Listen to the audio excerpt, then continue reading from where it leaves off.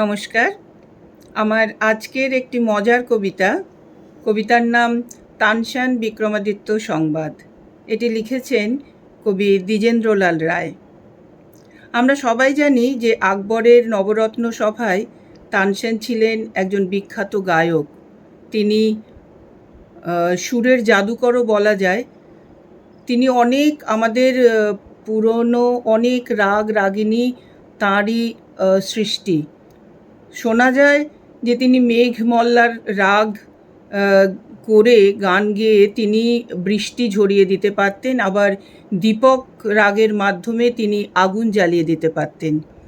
তো তাঁরই একটি কবিতা, মানে লেখা কবি দ্বিজেন্দ্রলাল রায়ের। কবিতাটি মজার কবিতা। হো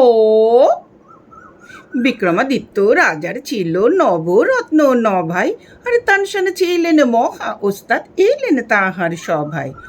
অর্থাৎ আসতেন নিশ্চয়ই তানসেন বিক্রমাদিত্যের কোর্টে, কিন্তু দুঃখের বিষয় তখন তানসেন জন্মাননি কো মোটে। তা ধিন তাকে ধিন তাকে ধিন তাকে ধিন তাক ম্যাও ম্যাও ম্যাও।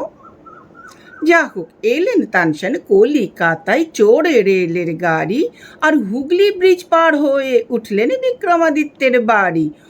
অর্থাৎ উঠতেন নিশ্চয়ই, কিন্তু রেলপুল তখন হয়নি, আর বিক্রমাদিত্যের ছিল অন্য রাজধানী উজ্জয়িনী।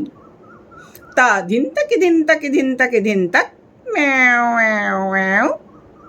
যা হোক, এলেন তানসেন রাজার কাছে দেখাতে ওস্তাদি, আর নিয়ে এলেন নানা বাদ্য পিয়ানো ইত্যাদি।